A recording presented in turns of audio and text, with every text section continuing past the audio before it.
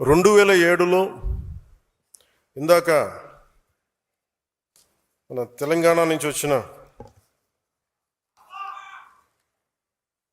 ఇక్కడ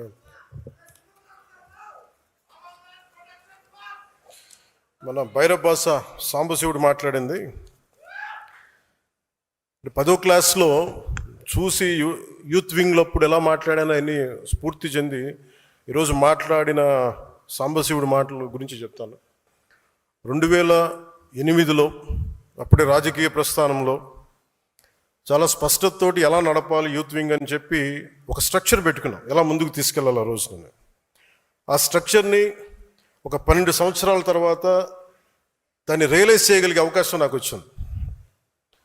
సో ఇది అన్ని పార్టీలకు ఎంత ఉంటుందో నాకు తెలియదు, కానీ జనసేన, అందుకే నేను 12 సంవత్సరాలు ఎప్పుడు లూజ్గా వదిలేసాను స్ట్రక్చర్. కాంక్రీట్గా ఫిక్స్డ్గా ఎప్పుడు ప్రయత్నం చేయలేదు. ఎందుకంటే ముందు నలగాలి మనుషులు అనుకున్నాను.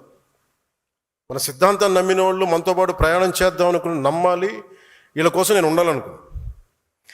ఒక 12 సంవత్సరాల తర్వాత అసలు మిమ్మల్ని జీవితకాలం మేము వదలమని చెప్పిన వాళ్ళందరూ పారిపోయారు, వదిలేసి వెళ్ళిపోయారు.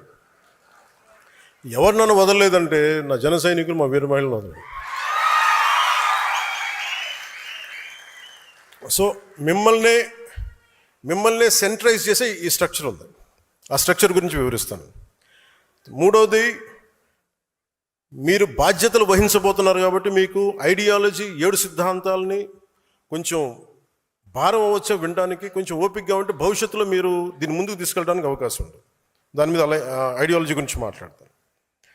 అలాగే వే ఫార్వర్డ్, మిగతా రాష్ట్రాలు ఇంత ప్రేమగా వచ్చారు. కర్ణాటక నుంచి సుష్మా శ్రీనివాసన్ గారు వచ్చారు. మిగతా రాష్ట్రాల్లో మనం ఎంత చేయగలం, ఏ మేరకు మనం మద్దతు తెలపగలం, ఒక పక్క స్టేట్కి మనం జనసేన నుంచి ఇక్కడ కూర్చొని ఏం చేయగలం, దట్ విల్ హ్యావ్ దానికి ఒక దారి వెతుకుతాం.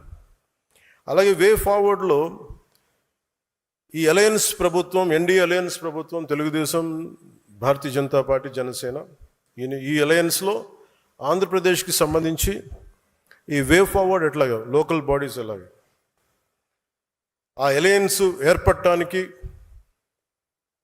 వచ్చిన పరిస్థితులు వివరిస్తూ భవిష్యత్తు ఎలా ఉండాలని చాలా స్పష్టంగా మీకు తెలియజేస్తుంది.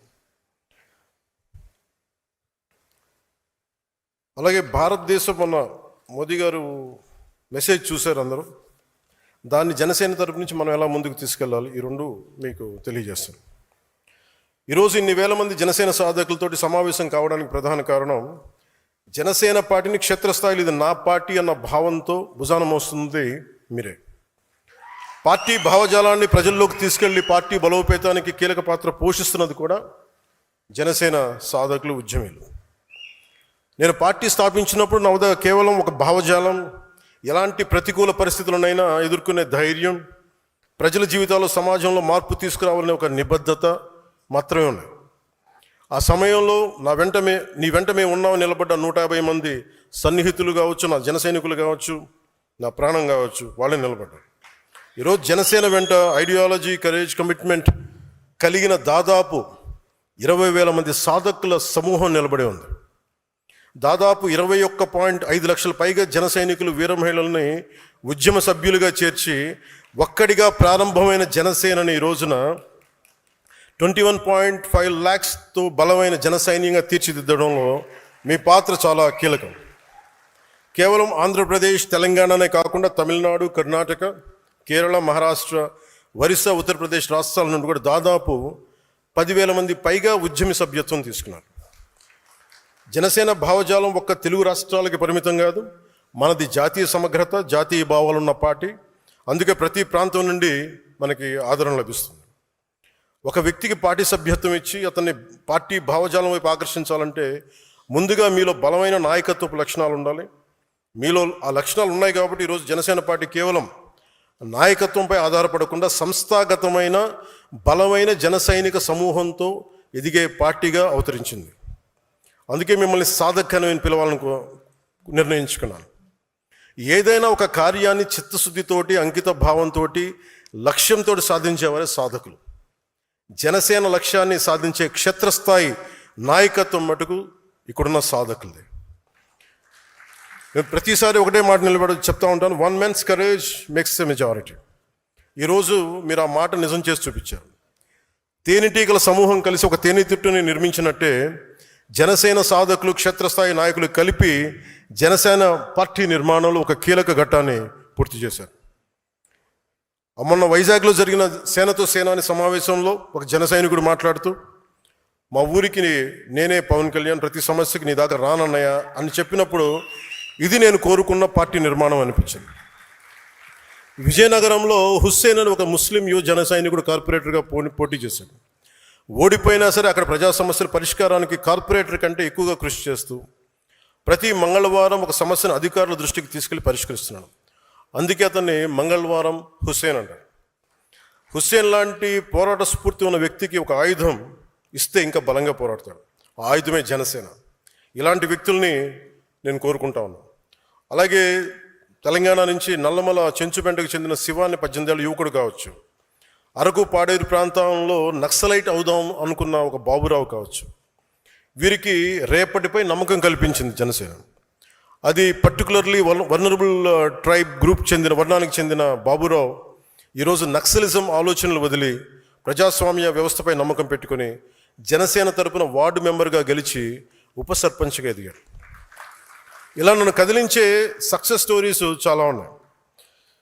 జనసేన అనేది ఒక రోజులో పుట్టింది కాదు, ఒక 25 ఏళ్లుగా నాలో రగులిన ఒక ఆలోచనలకి ప్రతిరూపం. నేను ఏ స్థాయి నాయకుడిని అవ్వాలని ఆస్తి జనసేన పార్టీ పెట్టలా, ఒక ముఖ్యమంత్రి అయిపోవచ్చు అన్న ఆలోచనతో పెట్టలా. ఒక పార్టీని పెడితే ఎంత సమాజంలో ఎంత మార్పు తీసుకురాగలం. చిక్బళ్ళాపూర్కి చెందిన ఒక ఆడబిడ్డ వచ్చి నాకు అవినీతిపైన పోరాటం చేయాలని, నాకు నువ్వు ఆయుధం ఇవ్వన్నా, నువ్వు ప్లాట్ఫామ్ ఇవ్వంటే నేను అలాంటి వాళ్ళ కోసం పెట్టాను పార్టీ. కొత్త తరహా నాయకత్వాన్ని ఎలా నిర్మించగలను అన్న తపన జనసేనకి పునాది. ఒక్కడిగా ప్రారంభమైన జనసేన 100% విజయం సాధించిందంటే కారణం ఉమ్మడి పోరాటం. ఇది నా వల్ల సాధ్యం అవ్వలేదు. నా మీద నమ్మకంతో నాతో నడిచిన మీ అందరికీ ఈ విజయాల్లో నేను ఎంత భాగస్వామ్యం నాకుందో మీకు అంతే సమాన భాగస్వామ్యం. ఏ రాష్ట్రానికి వెళ్ళినా జనసేనకి ప్రత్యేకమైన గౌరవం ఉంది. పార్టీ మద్దతు కోరుతారు. అది మహారాష్ట్ర కావచ్చు, తమిళనాడు కావచ్చు, కర్ణాటక కావచ్చు. గత ఏడాది మహారాష్ట్ర ఎన్నికలు ప్రచారానికి వెళ్ళినప్పుడు ఎన్డీఏ అభ్యర్థులు మనం వెళ్ళిన చోట దాదాపు 95% స్ట్రైక్ రేట్ సాధించారు. జనసేన మద్దతు ఉపయోగపడిందని చెప్పినప్పుడు అది చాలా చాలా ఆనందాన్ని ఇచ్చింది. ఈ విజయం ఒక్క రోజులో రాలేదు. దశాబ్దన్నర కాలం పాటు మనం నలిగిపోయాం, వైఫల్యాలు చూసాం, గుండాలని ఫ్యాక్షన్ రాజకీయాలను తట్టుకుని ఇక్కడ దాకా వచ్చాం. ఈ మధ్యన పక్క రాష్ట్రంలో అక్కడ ఒక పార్టీ పెట్టి విజయం సాధించి ముఖ్యమంత్రి అవ్వగానే మన ఆంధ్రప్రదేశ్లో చాలామంది మీరు కూడా అలా చేసి ఉండాల్సిందని చెప్పి నాకు తెగ మెసేజ్లు పంపిస్తూ ఉన్నారు. ఊళ్ళో పెళ్ళికి ఏదో హడావుడి ఉంటారు కదా,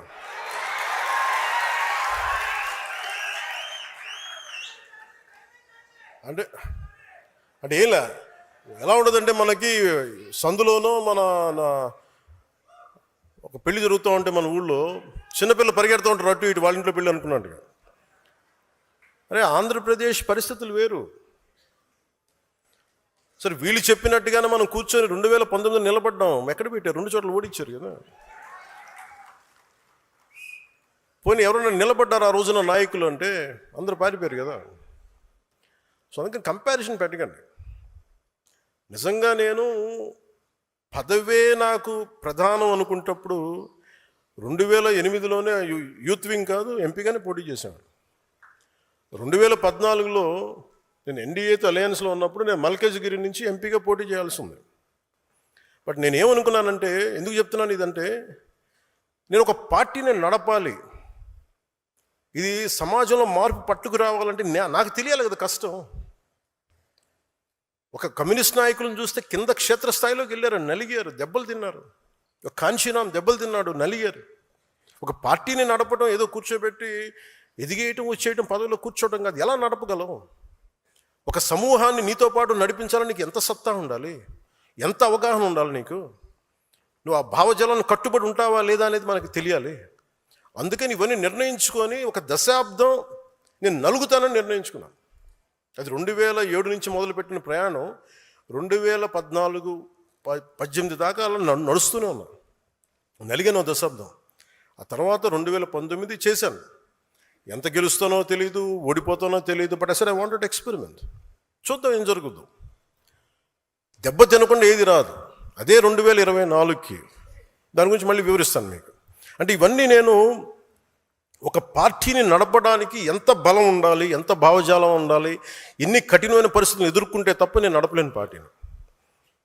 ఈ రోజున అందరూ నన్ను వదిలేసిన నేను పార్టీని చాలా ధైర్యంగా ముందుకు తీసుకెళ్ళగలను. ఆ ధైర్యం నాకు ఈ సుదీర్ఘ పుష్కర కాలం నాకు ప్రయాణం నాకు ఇచ్చింది.